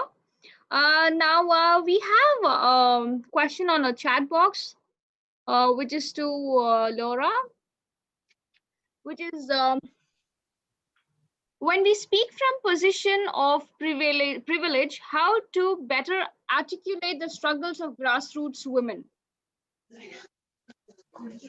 Yeah, I saw that question, and it's such a great question. And I think it's one that we have to keep asking, because we'll never find the solution, but I think together we will keep creatively trying to do it better and trying to do it more. So I think for me, one example of how we've tried to do that, I mean, even just being here today. So I got the invitation to be a keynote speaker. I was excited. It's a theme I'm passionate about. I love dialogue. I love engaging with new people. So I was really excited, but immediately I responded saying, I'd be delighted to, but can my colleague, Samke, who is a field worker who's on the ground working with women, also be part of it? And then she immediately, and I knew she would, brought in one of the women that she works with in the community to come and share a little bit with you about her experience. So I think part of what we need to do is know when to step back, to not, it's much easier for me to step up and speak because I've got experience, I'm confident, I've had a lot of opportunities to be able to do that. But I'm getting better at saying no. So I'm still here with you today, but there's a lot of other events where more and more as AFRA, instead of us going as staff, if we do go, we're trying to go there to support community participation with us. I think, Samke, you can probably share very recently, I think it was a week before last, one of our other colleagues, Noktula, attended a conference on the other side of the country where she was invited. And immediately what we do now, if we're invited to an event, we say, great, we'd love to be there, but can we bring someone from the community who has direct experience on this, who can speak for themselves? So I think that's been really important, but also acknowledging that is not easy for someone who hasn't had many opportunities to do that. So I think it is about being willing to give gentle opportunities to normalize not being perfect. So to make people feel safe and comfortable, that they don't have to be slick and smooth and have a PowerPoint presentation, and that it's okay to bring yourself and to value your own experience, and that if you bring your own voice, that has value in itself. So I think that's been important for me. I think also just as an organizational leader, not just doing that for our communities, but doing it for our team, and knowing that everyone in the AFRA team has an equal voice.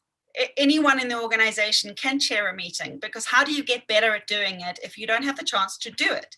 And if you don't trust someone to not do it perfectly, but to be learning as they go. So I think that's part of it for me. It's not the full answer. I think Samke also provided some of that when she talked about being in dialogue and not going in thinking we know the answers. Capturing stories in different ways and trying not to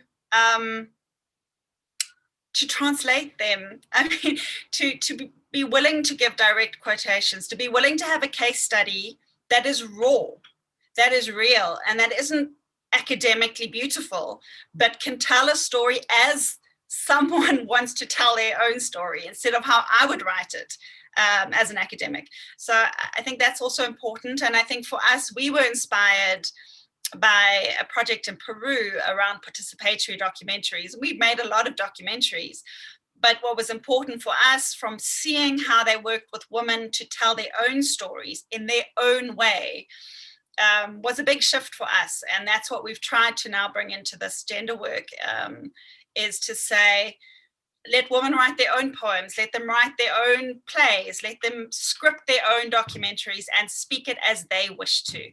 I think that's been really important. Thank you. Thank you, Laurel, for that. And we have another question.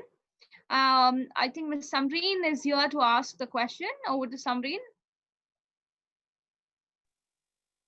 Hello, am I audible? Yes, very much. Please Yes. go ahead. Yes. Hello, everyone. This is Samreen. And firstly, I would like to thank for this extraordinary 16 days activism led by HRF. And also, thank you once again. Thank you for all the three speakers for their extraordinary remarks. So my question is open for both the speakers present. So ma'am, like how we have discussed earlier, that to eliminate the problems from grassroots levels, financial stability holds the utmost importance. So in this case, how can the government or the state help women's entrepreneurial ideas, both mentally and financially?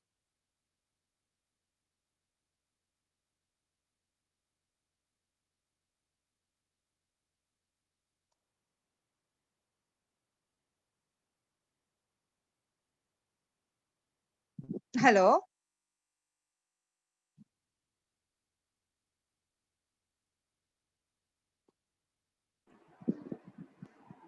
Samreen? Yes, yes. There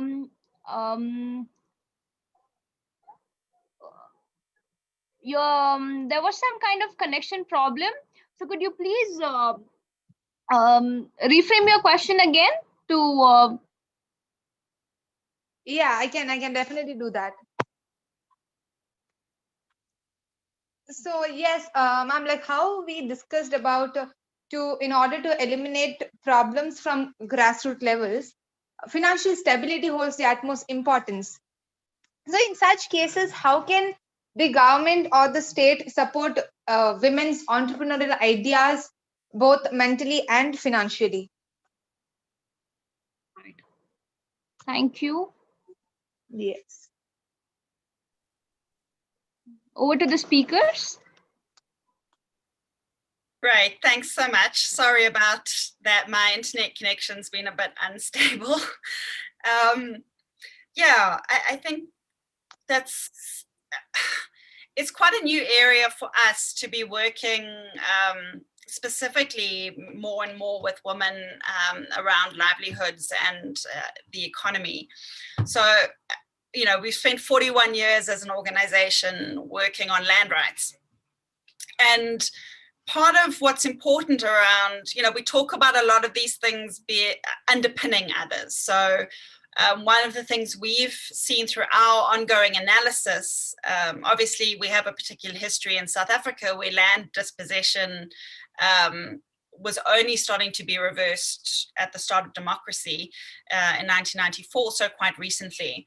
And the unequal access to land meant that access to things like economic opportunities were extremely limited, particularly for women who have still, despite a government who speaks the language of gender equality, a government who has laws that ensure that women are supposed to have equal access to the economy and to land, certainly in their actions have not made that possible. There is a growing focus on how do you change a legal framework into a policy that can actually make a difference on the ground.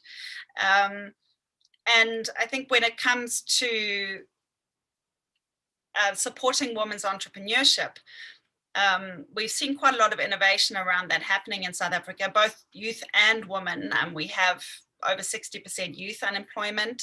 So there's a strong focus on youth as well, and particularly young women. And I think you need multiple strategies for this. I think we've already touched on earlier the importance of education. So really making sure that there's inclusive ways of women being able to access not necessarily the whole full education system, but at least be able to be educated around key elements that they need to be able to choose whatever livelihood strategies that are relevant to them. So there's more targeted kinds of training, which I think is important because we had a very kind of narrowly focused one-size-fits-all education system, which is very weak in rural areas. I'm sure that's very common across many countries. And it does exclude many people, as well as language being, you know, the main medium of education being people's second or third language. So I think these kinds of more targeted training to say, what are the skills that you as a woman need to do what it is that you want to do, whether it's, you know, kind of more focused on informal local economies, or more formal economies. You know, what are the skills you need? What are the business skills that can be taught that can be locally relevant? Certainly, I think that the big challenge that many of our governments are not addressing is that, or certainly here in South Africa, is the importance of the informal economy, particularly for women. So there's a very strong focus in many of our sectors, for example, in agriculture, very strong focus on training up women to be successful farmers, but they're only training them on a very commercial model that is, you know, aiming to make them large-scale producers in a very competitive economy, which completely overlooks that many women would have a lot more access to more informal economies. And if they could have, if government could support informal economies more, women would have much greater access to different kinds of livelihood options, different kinds of ways to generate money for their own, to take forward whatever they wish to within their families. So for me, I think that's become a very key focus of how do we really help governments see how they can support informal economies. And again, I think this relates strongly to the COVID context, where lockdowns have decimated informal economies, which have seen massive loss of income for women in particular. We saw, for example, in food production, where women were locked down at home, they were not able to produce food that they would sell in informal markets, but also not able to produce food that supported their economic survival. And we worked very hard with government to shift their first focus on COVID-19 agricultural relief grant was on large-scale producers with turnover over 20,000 Rand a year, which excluded most women or many women who were small-scale farmers. So the new grant that they've just released now, which starts today, I think, because we work with them so closely, the focus is now on women. And you have a higher chance of getting the grant, but there's no ceiling anymore. You don't have to prove how much money you earn. It doesn't matter how small your income, you can now access support. So I think those kinds of shifts are absolutely critical, and we really need to push for them and offer government very concrete ways in which they can bring these changes on the ground. Thank you. Thank you. Thank you for that, L'Oreal. Now we have Amina Fatima for her next question. Amina?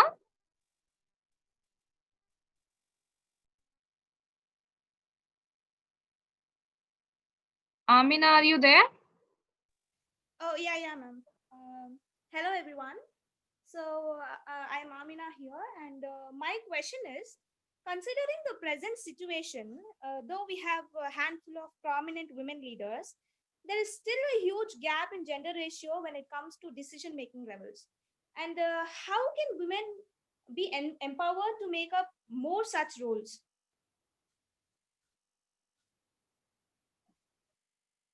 Yeah, ma'am. And this goes to both the speakers as well. Yeah. All right. Over to the speakers. Thank you so much, Amina. Question. I strongly believe that we need to start at grassroots levels. We need to start at our community. We need to start at organizations.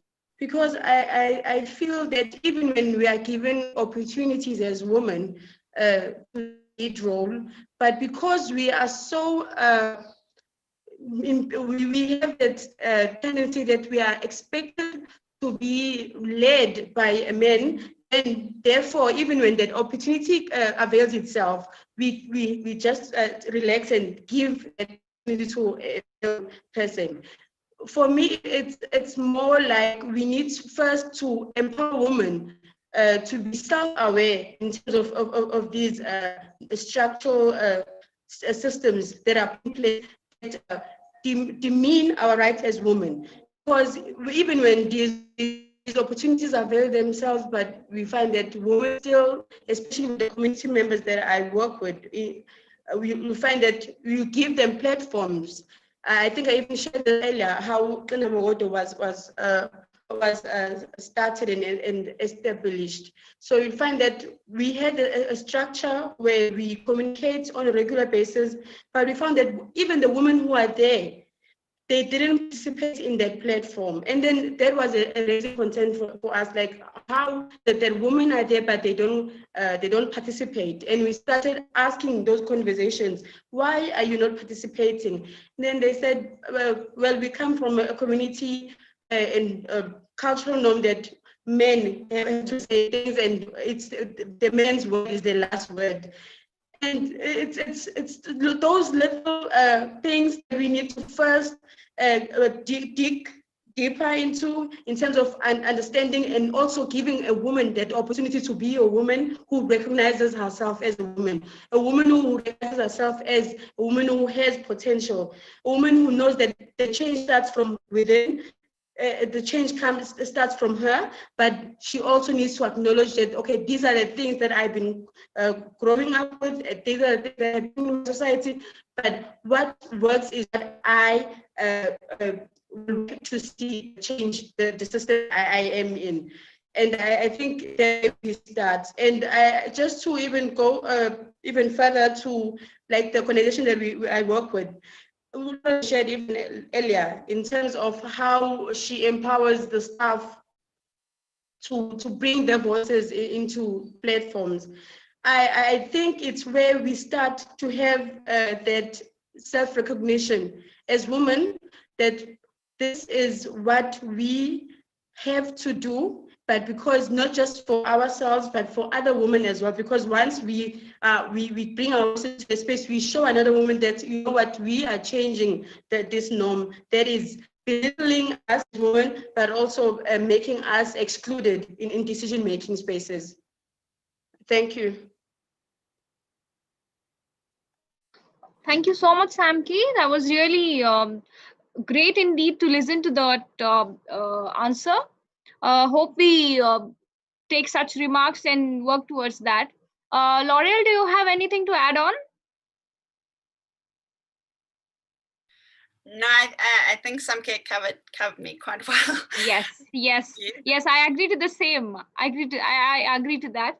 Now, due to the time constraint, we can go ahead with one more question from the participants. If anyone is there, we can ask the question. Well, if not, we can move towards the closing reviews.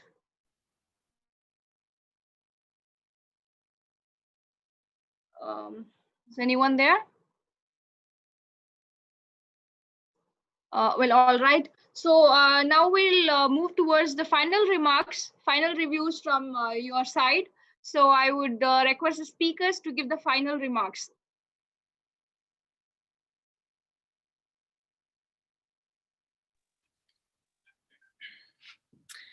Okay, thank you. I think I'll leave Samke to give the closing words because I think she'll do it best. Yeah. So I'll just share a few reflections from my side. Sure. So it was interesting. I think I'd said earlier I'd prepared this PowerPoint to share with you today. And I made the decision at the last minute not to use it because I felt like what we really need in the world is more honest human connection, speaking from the heart, speaking what we really feel and believe, and connecting with each other as humans from whatever space we're talking from. So that's what I decided to bring today. And I'm so glad I did because I really, we haven't had as much chance to dialogue as I would like, but just hearing the questions, listening in to other speakers, really hearing very strongly the importance of the work being done around women's education, what a big difference it can make to be able to have those economic opportunities to shift so many levels of women's decision making and control over their lives was so inspiring. And again, I think all the presentations today and all the questions today have come from real direct experience and being shared from a place of people who are very passionate about the work that they do and are speaking from that experience and not trying to speak on behalf of others. So I loved that engagement around what does it mean to have the privilege to be sitting here today on the internet, connecting with people around the world when so many people don't have those opportunities. So many women do not have those, even just the technical access to be able to do that.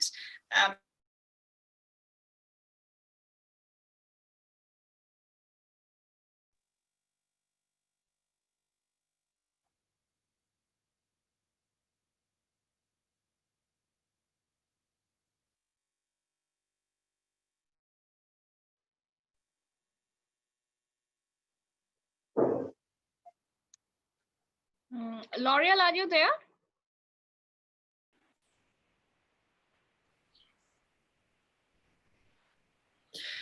Yes, sorry about that. My connection is failing me. So I think I'd better wrap up there before I drop off again and just say a huge thank you to everyone. It's been wonderful being with you this afternoon, and hand over to Samke to close us off.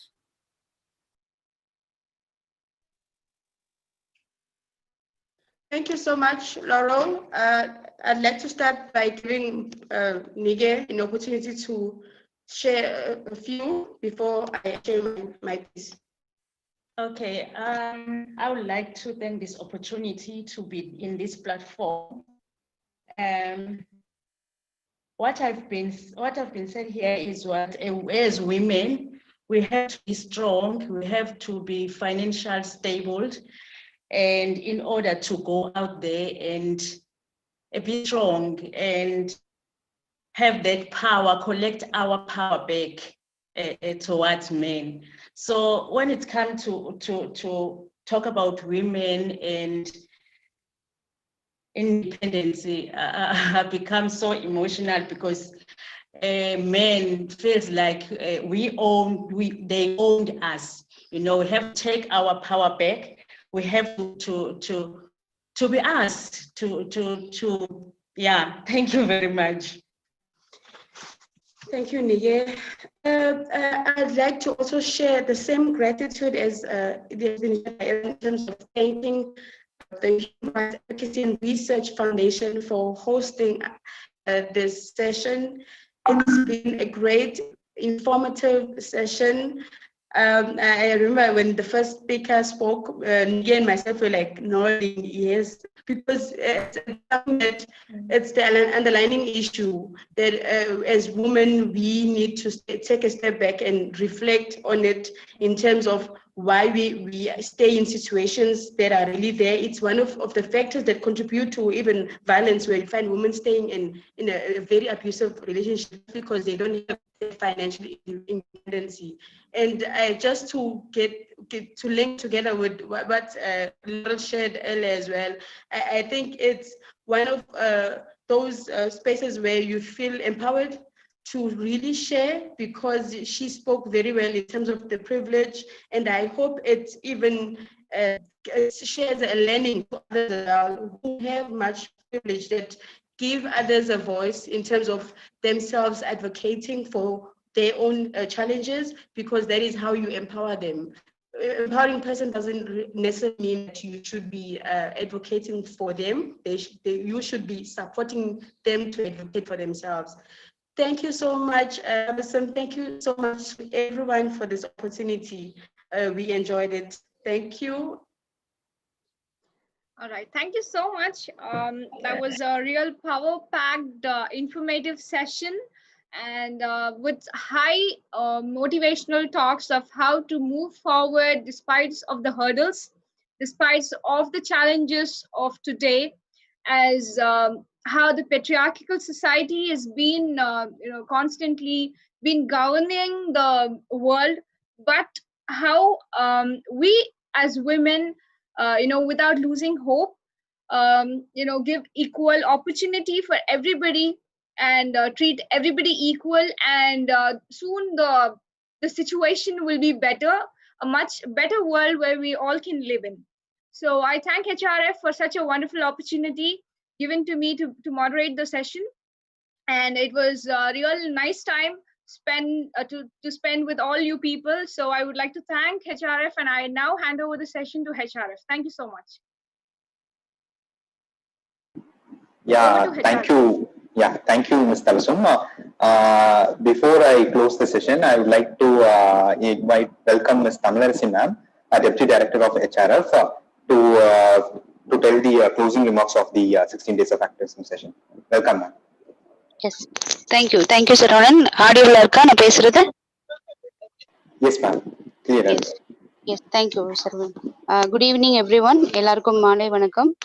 இந்த 16 நாளும் வந்து HRF initiate பண்ண, HRF மட்டும் இல்லை, எங்களோட சேர்ந்து மற்ற நிறுவனங்களும் இணைந்து இனிஷியேட் பண்ண இந்த 16 நாள் ப்ரோக்ராம்ல தொடர்ந்து பார்ட்டிசிபேட் பண்ணி பல்வேறு, அதாவது பங்கேற்பாளர்களாக வந்து, அதே மாதிரி ரிசோர்ஸ் பர்சன்ஸா வந்து பெண்களுக்கான இந்த சம உரிமையை பத்தி, சம உரிமை ஆகட்டும், சம வாய்ப்பாகட்டும், எல்லா இடங்கள்லயுமே வந்து அதை வந்து உறுதிப்படுத்த வேண்டும் அப்படிங்கிற ஒரு நோக்கத்துல தொடர்ந்து பங்கெடுத்தவங்க அனைவருக்குமே வந்து HRF சார்பாக எங்களுடைய மனமார்ந்த நன்றியை தெரிவிச்சுக்கிறோம். இந்த 16 நாளும் நம்ம பேசின விஷயங்கள்ல மெயினா நம்ம பார்த்தது என்ன பார்த்தீங்கன்னா, ஈக்குவல் ரைட்ஸை பத்தி நம்ம ரொம்ப அதிகமாவே பேசியிருக்கிறோம். அதை வந்து நம்ம வந்து உறுதிப்படுத்தணும் அப்படின்னா, ஈக்குவல் ரைட்ஸை உறுதிப்படுத்தணும் அப்படின்னா சம வாய்ப்பு இருக்கா அப்படிங்கிறத பாக்குறதும் வந்து மிக மிக முக்கியமான ஒரு விஷயமா இருக்கு. இப்ப பாத்தீங்கன்னா, இப்ப லோக்கல் இந்தியாவை பொறுத்தளவு, அதுவும் தமிழ்நாட்டுல பொறுத்தளவு லோக்கல் கவர்மெண்ட்ல, பஞ்சாயத்துகள்ல, உள்ளாட்சி அமைப்புகள்ல பாத்தீங்கன்னா பெண்களுக்கு வந்து 50% இடஒதுக்கீடு அப்படிங்கிறது வந்து இன்னைக்கு வந்து சாத்தியமா இருக்கு. இது வந்து ரொம்ப சீக்கிரத்துல ரொம்ப எளிமையா நமக்கு கிடைக்கல. பல ஆண்டுகளாக பல்வேறு கட்ட போராட்டங்களுக்கு அப்புறமா நம்ம இந்த ரிசர்வேஷனை வாங்கியிருக்கிறோம். இதன் மூலமா வந்து பாத்தீங்கன்னா ஒரு 50% ரிசர்வேஷன் இருந்தா கூட 60%க்கும் மேல வந்து பெண்கள் வந்து உள்ளாட்சி அமைப்புகள்ல போட்டியிட்டு ஜெயிச்சு வந்திருக்கிறாங்க. ஆனா இது அப்படி வந்தா கூட நம்மளுடைய வெற்றியை வந்து எல்லாரும் கொண்டாடுறது அப்படிங்கிறத விட ஏகப்பட்ட விமர்சனங்கள் தான் அதிகமா இருக்கிறத வந்து நம்மளால வந்து பார்க்க முடியும். அதாவது பெண்கள் வந்து உள்ளாட்சி தலைவர்களா இருந்தா கூட அவங்க வந்து பினாமியா இருக்கிறாங்க. அவங்களுடைய கணவரோ இல்ல வேற யாரோ தான் வந்து அவங்க வந்து உண்மையா பஞ்சாயத்து தலைவரா செயல்படுறாங்க. இவங்க வந்து ஒரு ப்ராக்ஸியா தான் இருக்கிறாங்க அப்படிங்கிறது தான் வந்து பெரிய விமர்சனமா இருக்கு. இதை தாண்டியும் இப்ப வந்து அவங்க வந்து ஜெயிச்சு வந்து ஒரு ஆண்டு அல்லது 2 ஆண்டுகளுக்கு வந்து ஒரு அவங்க அதாவது ஏற்கனவே கணவரோ இல்ல அவங்க குடும்பத்தில் இருக்கக்கூடிய மற்றவர்களோ இல்ல உயர்ந்த சாதியை சேர்ந்தவங்களோ அவங்க சொல்றதை கேட்டு நடந்தா கூட ஒரு 2 அல்லது 2வது வருட காலகட்டத்திலேயே அவங்க வந்து என்ன செய்யறாங்கன்னா தன்னிச்சையா செயல்பட ஆரம்பிச்சுக்கிறாங்க. அவங்களுக்கான அந்த இது எப்படி செயல்படணும் அப்படிங்கிற அந்த இது தெரிஞ்ச உடனேயே அவங்க வந்து தன்னிச்சையா செயல்பட்டு பல சாதனைகளை படைச்ச பல உள்ளாட்சி பெண் தலைவர்களை வந்து நம்ம வந்து கண்கூடா நம்மளால வந்து பார்க்க முடிஞ்சிருக்கு. அப்போ இந்த விமர்சனங்களை எல்லாம் உடைச்சு முதல்ல நமக்கு வந்து சம வாய்ப்பை வந்து ஈக்குவல் ரைட்ஸ் வேணும் அப்படின்னா முதல்ல சம வாய்ப்பை வந்து உருவாக்க வேண்டியது மிக மிக முக்கியமான ஒரு கடமையா நமக்கு இருக்கு. அப்படி சம வாய்ப்பு உருவாக்குனா மட்டும் சரியா இருக்குமா அப்படின்னு பாத்தீங்கன்னா இல்ல.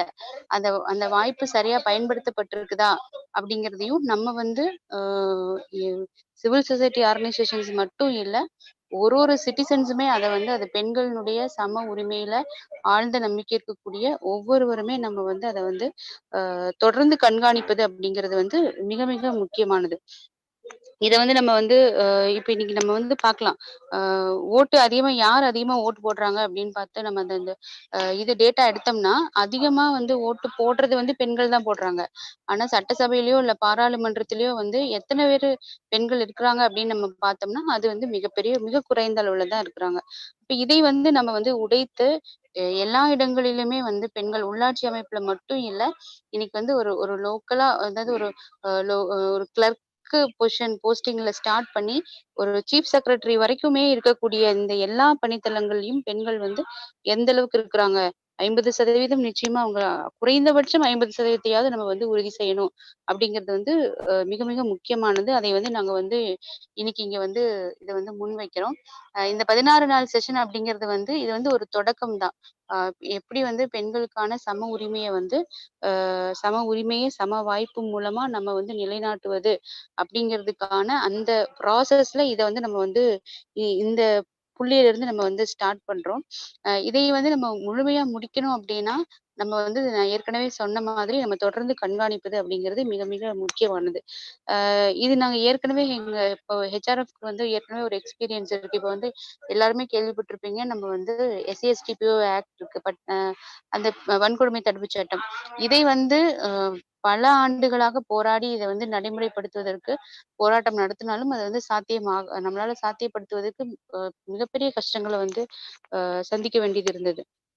அப்ப இது எந்த புள்ளியில இதை வந்து நம்ம வந்து கொஞ்சம் ஓரளவுக்கு அதை ஒரு ப்ரோக்ரஸை காட்ட முடிஞ்சதுன்னா நம்ம அதை எப்படி இம்ப்ளிமெண்ட் பண்ணியிருக்காங்க அப்படிங்கிறத நம்ம வந்து மானிட்டர் பண்றது மூலமா தான் அதை வந்து பண்ண முடிஞ்சது. ஸோ நம்ம கடந்த ஒரு 3 வருட காலமாக வந்து ஹெச்ஆர்எஃப் வந்து அந்த சட்டத்தை வந்து மானிட்டர் பண்ண ஆரம்பிச்சதுல இருந்து நம்ம நிறைய முன்னேற்றங்களை வந்து நம்மளால கண்டுபிடிக்க முடிஞ்சது. ஸோ அதே போல பெண்களுக்கான இந்த சம உரிமையும் சம வாய்ப்பும் எல்லா மட்டங்கள்லயும் அது எங்க இருந்தாலும் சரி எந்த பணி இருந்தாலும் சரி இந்த பணி தான் பெண்களுக்கானது இதுல வந்து பெண்கள் இருக்கக்கூடாது அப்படிங்கிறது இல்லாம எல்லா விதத்திலயும் எல்லா இடங்கள்லயுமே வந்து நம்ம வந்து உறுதி செய்யணும்.